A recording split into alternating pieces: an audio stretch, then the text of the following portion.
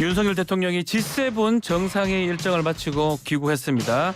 한일 정상의 한국인 원폭 희생자 위령비 참배, 또 우크라이나 젤렌스키 대통령과의 면담까지 바쁜 일정을 보냈는데요. 관련해서 말씀 나눠보겠습니다. 국회 외교통일위원회 소속 국민의힘 윤상현 의원 전화 연결돼 있습니다. 의원님 나와 계시죠? 예, 나와 있습니다. 네, 의원님.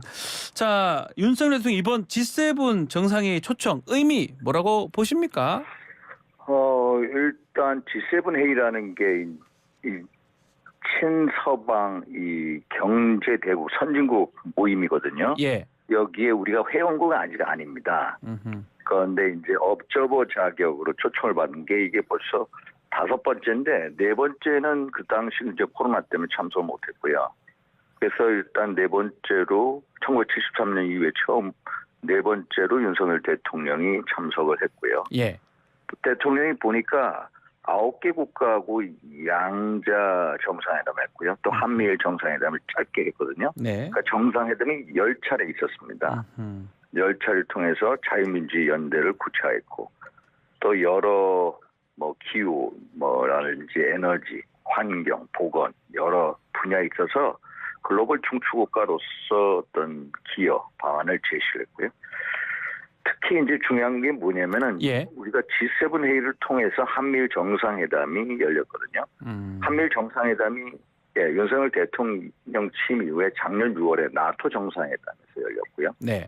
작년 11월 프놈펜에서 또 아세안 회의가 있었는데 거기서 또 한미일 정상회의가 있었고요. 이번에도 G7 회의에서 이제 한미일 정상회담이 있었습니다. 3차례. 예. 그래서 정상회담을 통해서 이제 북한 핵 문제, 또 한미일 정보 공유 문제, 또 경제공무원 협력 문제에 예. 대해서 이제 논의를 했고요. 그래서 윤석열 대통령 취임 1년 만에 한미 관계, 한일 관계가 정상화됐다. 그래서 문재인 정부 때는 한미일 삼국 정상회담이 북한 문제 때문에 네. 작동이 안 됐는데 예. 한미일 삼국 정상회의가 완전히 복원이 됐다. 복원됐다. 이런 의미가 있는 것 같습니다. 이게 당에서 심리적으로 G8 국가 반열에 올랐다 이렇게 또 평가를 내렸던데 지난번에 그 핵공유 사실상 핵공유 한미 예. 정상회담 이후에 또 그 정도 또 발언 아니냐 너무 좀 나간 거 아니냐 이런 얘기도 있는 것 같은데 그 부분 어떻게 보십니까? 아니 사실 G8. 2020년도에 이미 트럼프 대통령이 네. G7에 한국을 포함시키자라고 주장을 했습니다. 그래서 이 우리 대한민국의 경제력, 외교력 또 이런 게 사실 G7, G8 국가에 들어갈 정도 충분합니다. 아하. 예를 들어서 G7 회의에 있는 이태리라든지 영국이라든지 네. 캐나다 그 나라하고의 경제력이 비슷한 수준이거든요. 그런데 우리가 G8 국가에 들어가려면은 네. 기존에 있는 회원국의 모두의 동의가 필요합니다. 다른 회원국의 동의. 예. 예. 그래서 아마 이런 식으로 가끔 우리가 국제회의에 계속 참석하다 보면 네. G8에 들어갈 날도 멀지 않았다. 언젠간 들어갈 것이다. 예. 자, 이번 방문의 또 하이라이트가 히로시마 원폭 희생자 위령비 참배한 거거든요. 예. 이 한일 정상의 모습 어떻게 보셨습니까, 의원님? 그게 참 가빠르게 진행이 됩니다. 예. 지난 3월 16일 날 윤석열 대통령이 일본 방문했죠. 또 다시 또 우리 기시다가 예. 총리가 5월 7, 8일 날 우리 한국을 방문했습니다. 예. 노다 요시카 이후에 12년 만에 처음 셔틀백 복원시켰죠. 네. 또 다시 대통령이 또 히로시마 원폭 희생자 위령비 참배를 했습니다. 네. 야, 이걸 보면서 저는 지난 문재인 정부 때 한일 관계 악화된 모습 보면은 죽창과 반일 선동하고 일본이 이제 반도체 핵심 부품에 대해서 규제를 하고 또 예. 지소미아를 소위 말해서 한일 간의 정보보호 협정을 유예한다, 중단한다 등 여러 논란이 있지 않았습니까? 그렇죠. 이런 거하고는 정말 상전벽해의 차이다. 야, 그 당시엔 전혀 상상하지 못했던 모습인데 1년 만에 한일 관계가 완전히 거의 정상화 단계에 접어들었다. 네. 라는 걸 보면서 야, 우리 대통령의 결단이 아하. 참 이거에 대해서 야권에서는 많이 폄하를 합니다. 근데 이게 제가 이 문제를 보면서 대통령의 결단적인 측면 꼭 강조하고 싶습니다. 예. 심지어 일본에서도 지식인사에서는 오코노키 마사오라고 개요대 이제 명예교수가 있습니다. 예. 지난 3월 16일 날 한일 정상회담 하는 걸 보면서 일본에서 뭐라고 해요? 야, 이거는 완전히 일본 외교가 완패하고 있다. 한국 외교가 잘하고 있다. 이런 식으로 하고 있거든요. 정말 두세 달 사이에 한일 관계가 급진전되는 거 보면서 야, 정상화의 이 시초, 정상화 진입을 했다라고 예. 보고 있습니다. 그러면 우리 외교가 지금 대통령 외교가 잘하고 있고 이 정도면 물컵 다 채워진 겁니까?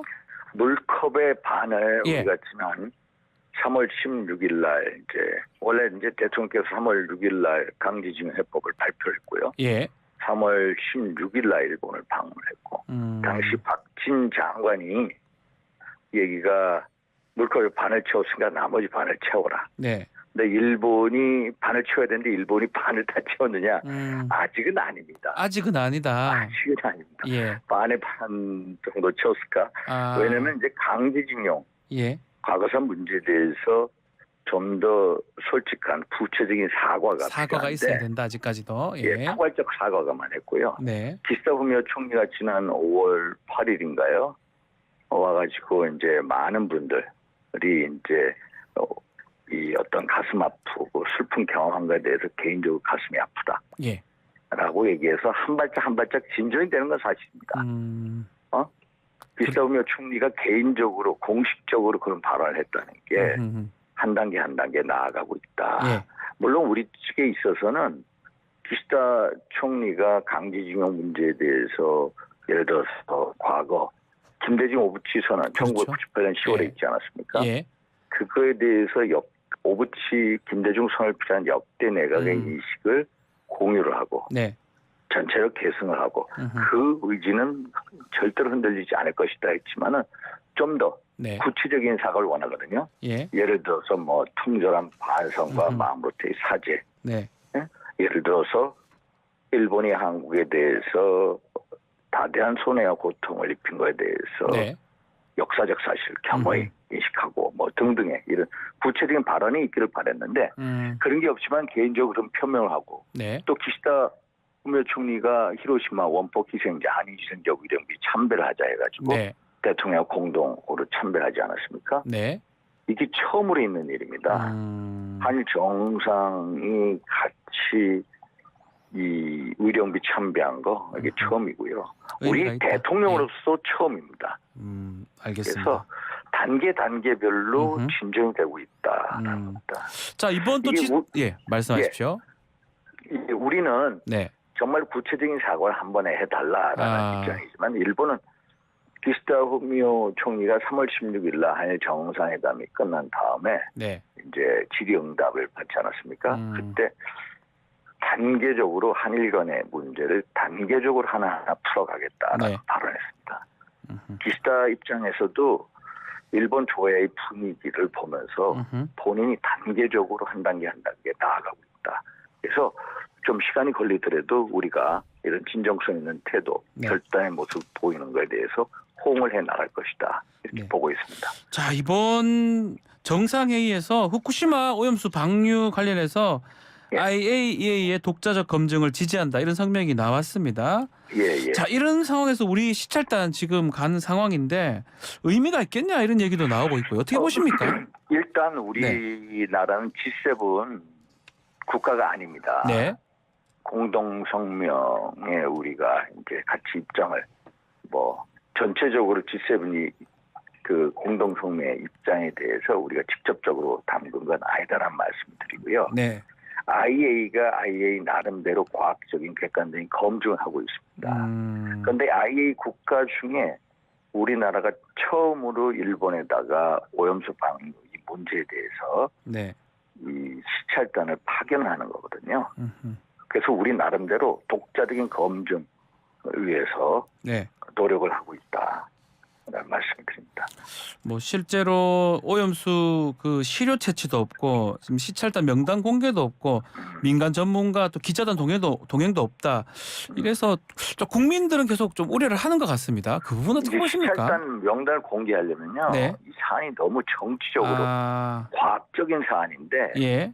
정책 이념적 사항으로 흘러갈 우려가 있습니다. 그래서 공단을 안 한 거고요. 네. 시료 채취는 이미 IAEA에서 채취 검증 작업을 벌이고 있거든요. 예. IAEA 이제 안정성 검증 모니터 이 TF팀이 있습니다. 네. 거기에 이제 한국 원자력안전기술원 킨즈라고 킨즈 우리 김홍석 박사가 이제 포함이 돼서 활동을 하고 있습니다. 네. 그래서 킨즈 나름대로 시료에 대해서 채취 이 문제를 하고 있다라는 말씀을 드립니다. 알겠습니다. 자, 네. 이번에 또 눈에 띄었던 것 중에 젤렌스키 우크라이나 대통령 윤석열 예. 대통령하고 만남을 가졌는데요. 예. 자, G7이 공동 성명으로 지원을 약속을 했는데 예. 또 우리도 좀 혹시나 무기 지원하는 거 아니냐 이런 우려도 있는 것 같습니다. 그 부분 어떻게 봐야 됩니까? 이제 무기 지원이 아니라 네. 이제 비살상용 이제 불품 지원입니다. 네. 우리가 사실 자유민주주의 연대가 이제 G7의 큰 화두 아닙니까? 네. 그 젤렌스키 대통령이 G7 회의에 온 게 G7에 있어서 자유연대를 상징으로 온 거거든. 부상으로 했거든. 젤렌스키가. 예. 젤렌스키 우크라이나 대통령이 와가지고 이제 비살상 물품 추가 지원을 요청을 했고요. 지금까지 우리 정부가 의약품이라든지 발전기 뭐 이제 컴퓨터 등을 지원했는데 네. 앞으로 이제 뭐 탐지 제거 장비, 뭐 긴급 후송 차량 지원 등을 약속했거든요. 그래서 네. 우리 지원은 외교적이고 경제적이고 인도적인 지원이다. 군사적인 지원은 아니다라는 말씀을 드립니다. 알겠습니다. 자, 그 지금 이번에 우크라이나 무기 지원 뭐 이 얘기도 있었지만 결국은 G7 정상회의에서 중국 견제 성명까지 나오면서 혹시나 우리 쪽이 중국과 러시아 이 관계가 안 좋아져서 실리를 좀 얻지 못하는 거 아니냐 이런 평가도 있을 수 있거든요. 그 부분은 어떻게 봐야 됩니까? 참 이게 네. 우리가 G7 공동성명에 이제 참여는 안 했습니다. 네. 안 했고요.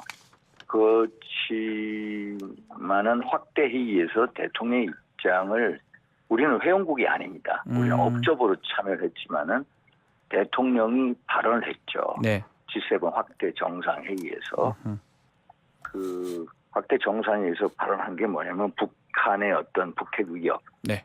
또 러시아의 어떤 우크라이나 침공에 대해서 강한 비판을 했죠. 네. 그래서 이게 일종의 가치 문제입니다. 자유민주주의의 가치 문제. 러시아가 우크라이나 침략한 거는 평화를 파괴한 거죠. 네. 그렇죠? 평화를 파괴하고 국제 평화를 위협한 거죠. 이것은 이런 문제에 대해서 우리가 단호한 원칙을 가져야 되지 않습니까? 네. 그래서 이게 바로 국익이다. 그렇지만 우리가 인도적 경제적 이런 지원을 하지만은 이 비살상용 무기 지원이거든요. 예. 나름대로 고민을 갖고 하고 있다. 응? 원칙을 갖고 하고 원칙을 있다. 갖고 하고 있다. 알고 있습니다. 이런 말씀을 드립니다. 알겠습니다.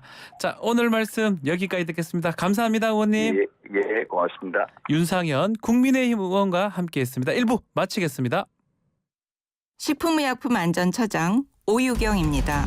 최근 마약이 우리 사회를 병들게 하고 있습니다. 마약의 끝은 돌이킬 수 없는 후회입니다. 지금 끊지 않으면 미래는 없습니다. 마약을 예방하고 중독자의 일상 복귀를 돕는 사회재활, 식품의약품안전처가 함께 하겠습니다. 마약으로부터 건강한 사회, 식품의약품안전처가 만들어 나가겠습니다. 이 캠페인은 국민 안심이 기준인 식품의약품안전처와 함께합니다. 우리 정부가 공식 인증한 스마트 도시. 첨단 기술 인프라가 촘촘한 도시. 여기는 안양시입니다. 전국 최초로 스마트폰 안전기가 서비스를 개발했으며 긴급 차량 우선 신호, 스마트 스쿨존 등의 AI 기반 시스템 구축, 자율주행 스마트 도로와 관제센터 확충 등 시민을 위한 안양시의 스마트한 행정에는 멈춤이 없습니다. 이 캠페인은 4차 산업혁명 시대의 미래 산업 거점 도시가 될 안양시에서 함께합니다. 내 삶을 응원해. 너의 새로운 도전이 무엇이든 바꾸는 건 용기가 필요한 일이니까. 용기에 용기를 더할 수 있도록, 희망을 잃지 않도록 너의 곁엔 늘 우리가 함께일 테니까. 내 삶을 사랑해. 지금 내 모습이 어떻든 바꾸는 것도 새롭지만 나라는 사람 그 자체로도 충분해. 희망이 늘 우리 곁에 있는 것처럼 우리도 늘 내 곁에 있어. 화성, 그곳에서 계속될 우리들의 삶을 응원해. 내 삶을 바꾸는 희망화성, 화성시.